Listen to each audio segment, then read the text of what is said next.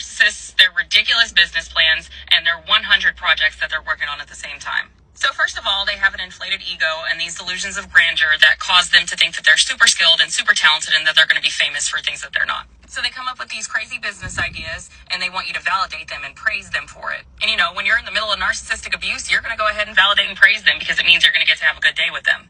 And in many cases, they'll even victimize themselves and guilt trip you and gaslight you or intimidate you into funding these businesses.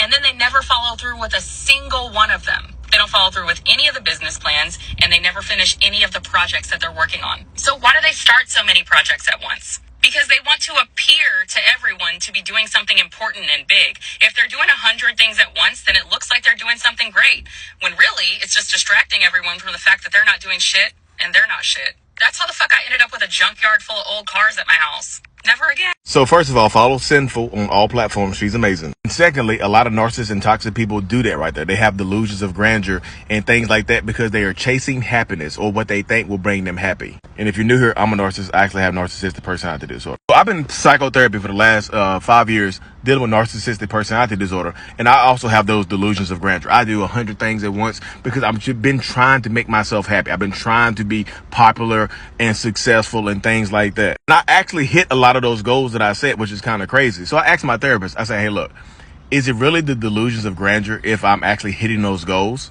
And she responded to me. She said, no, it's the delusions of fulfillment because those goals don't really mean anything. It's what's behind those goals. You're trying to make yourself happy. You think doing these things and appearing to be successful and sometimes being successful, you think those things will bring you some sort of happiness, but they don't. Because you, like a lot of narcissistic people, think that happiness comes from the outside world and possessions and things like that. And like Sinful said, when you're in love with somebody, when you're in love with a narcissist or toxic person, you end up trying to support them through all these goals and dreams and new things like that. Now listen to me carefully, y'all. There is no amount of support that you can give to a narcissist that will ever be enough. Because if they don't hit these goals, you will be to blame. If these dreams don't come to fulfillment, you will be to blame. It will be your fault they didn't hit these goals. You didn't support them enough. You weren't there for them. You didn't talk to them. You didn't encourage them enough. And if they do hit these goals and they're not happy after they hit the goals, it's because you are there. They'll blame you for their unhappiness with these goals. I say all that to say this, y'all.